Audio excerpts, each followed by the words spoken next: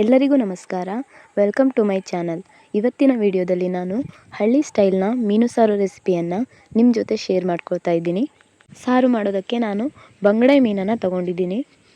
ಹಾಗೆ ನಿಂಬೆಹಣ್ಣು ಗಾತ್ರದಷ್ಟು ಹುಣಸೆ ಹಣ್ಣನ್ನು ನೆನೆಸಿ ಇಟ್ಕೊಂಡಿದ್ದೀನಿ. ರುಚಿಗೆ ತಕ್ಕಷ್ಟು ಉಪ್ಪು ಹಾಗೂ 1 ಕಪ್ನಷ್ಟು ತೆಂಗಿನ ತುರಿಯನ್ನು ತಗೊಂಡಿದ್ದೀನಿ. ಇಲ್ಲಿ ನಾನು 10ರಿಂದ 15 ಒಣಮೆಣಸನ್ನು ತಗೊಂಡಿದ್ದೀನಿ. ಅರ್ಧ ಟೀ ಸ್ಪೂನಷ್ಟು ಅರಿಶಿಣವನ್ನು ತಗೊಂಡಿದ್ದೀನಿ.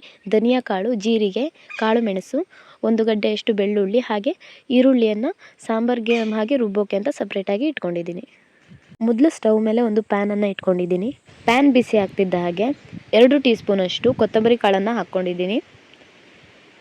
ಕೊತ್ತಂಬರಿ ಕಾಳನ್ನು ನಾವು 2 ನಿಮಿಷ ಲೋ ಫ್ಲೇಮ್ನಲ್ಲಿ ಹುರಿದುಕೊಳ್ಬೇಕಾಗತ್ತೆ.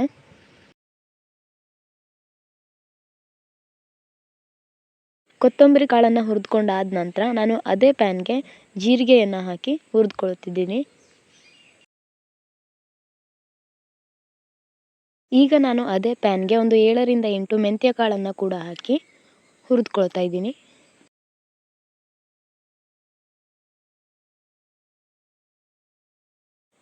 ಐದರಿಂದ 6 ಕಾಳು ಮೆಣಸನ್ನು ಕೂಡ ಇದೇ ಪ್ಯಾನ್ನಲ್ಲಿ ನಾವು ಹುರಿದುಕೊಳ್ಬೇಕಾಗತ್ತೆ.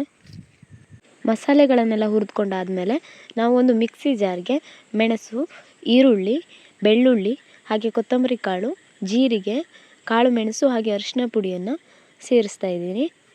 ನಾನು ಈರುಳ್ಳಿನ ಸಪ್ರೇಟಾಗಿ ಕಟ್ ಮಾಡಿ ಇಟ್ಕೊಂಡಿದ್ದೆ. ಅದರಲ್ಲಿ ಒಂದು ಭಾಗನ ಮಾತ್ರ ರುಬ್ಬೋದಕ್ಕೆ ಸೇರಿಸ್ಕೊಳ್ತಿದ್ದೀನಿ, ಇನ್ನೊಂದು ಭಾಗನ ಹಾಗೆ ಇಟ್ಕೊಂಡಿದ್ದೀನಿ. ಈಗ ನೆನೆಸಿಟ್ಕೊಂಡಿರುವಂತಹ ಹುಣಸೆ ಹಣ್ಣನ್ನು ಸೇರಿಸ್ತಿದ್ದೀನಿ. ತೆಂಗಿನಕಾಯಿ ತುರಿಯನ್ನು ಕೂಡ ಇದಕ್ಕೆ ಸೇರಿಸ್ಕೊಳ್ಳೋಣ. ನಾನೀಗ ಈ ಮಸಾಲೆಯನ್ನು ರುಬ್ಕೊಳ್ತೀನಿ. ರುಬ್ಕೊಂಡಾದ ನಂತರ ನಾನಿಲ್ಲಿ ಸ್ಟವ್ ಮೇಲೆ ಒಂದು ಪಾತ್ರೆಯನ್ನು ಇಡ್ತಾ ಇದ್ದೀನಿ. ಈ ಪಾತ್ರೆಗೆ ರುಬ್ಕೊಂಡಿರುವಂತಹ ಮಸಾಲೆಯನ್ನು ಸೇರಿಸ್ತಿದ್ದೀನಿ. ಹಾಗೆ ಮಿಕ್ಸಿ ಜಾರ್ನಲ್ಲಿ ಉಳ್ಕೊಂಡಿರುವಂಥ ಮಸಾಲೆಗೆ ಮತ್ತೆ ಸ್ವಲ್ಪ ನೀರನ್ನು ಸೇರಿಸಿ ನಾನು ಅದನ್ನು ಕೂಡ ಹಾಕ್ಕೊಳ್ತಿದ್ದೀನಿ. ಸಾಂಬಾರನ್ನ ಹದ ನೋಡಿಕೊಂಡು ನೀರು ಸೇರಿಸ್ಕೊಳ್ಬೇಕಾಗತ್ತೆ. ಈಗ ನಾನು ಇದಕ್ಕೆ ಆಗಲೇ ಕಟ್ ಮಾಡಿ ಇಟ್ಕೊಂಡಿರುವಂತಹ ಈರುಳ್ಳಿಯನ್ನು ಹಾಕ್ತಿದ್ದೀನಿ. ಹಾಗೆ ಫಿಶ್ ಸಾಂಬಾರ್ ಮಸಾಲವನ್ನು ಕೂಡ ಸೇರಿಸಿದ್ದೀನಿ. ಇದನ್ನು ಹಾಕಲೇಬೇಕು ಅಂತ ಏನೂ ಇಲ್ಲ. ಈಗ ಒಂದ್ಸಲ ಸಾಂಬಾರನ್ನ ಚೆನ್ನಾಗಿ ಮಿಕ್ಸ್ ಮಾಡಬೇಕು. ಮಿಕ್ಸ್ ಮಾಡಿದ ನಂತರ ನಾನು ರುಚಿಗೆ ತಕ್ಕಷ್ಟು ಉಪ್ಪನ್ನು ಸೇರಿಸ್ತಾ ಇದ್ದೀನಿ. ನಾವಿದನ್ನು 4ರಿಂದ 5 ನಿಮಿಷ ಕುದಿಯೋದಕ್ಕೆ ಬಿಡೋಣ. ಸಾಂಬಾರು ಕುದೀತಾ ಇರೋವಾಗ ನಾನು ಇದಕ್ಕೆ ಮೀನುಗಳನ್ನು ಸೇರಿಸ್ತಿದ್ದೀನಿ.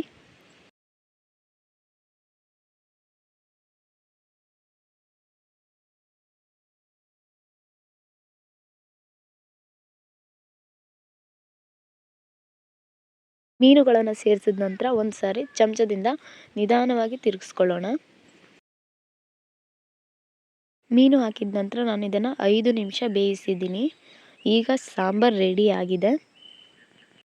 ನೋಡಿದ್ರಲ್ಲ ಫ್ರೆಂಡ್ಸ್, ನನ್ನ ಈ ರೆಸಿಪಿ ನಿಮಗೆ ಇಷ್ಟ ಆಗಿದ್ದರೆ ಪ್ಲೀಸ್ ಲೈಕ್ ಮಾಡಿ, ಶೇರ್ ಮಾಡಿ ಹಾಗೆ ನನ್ನ ಚಾನಲ್ಗೆ ಸಬ್ಸ್ಕ್ರೈಬ್ ಆಗೋದನ್ನು ಮರಿಬೇಡಿ.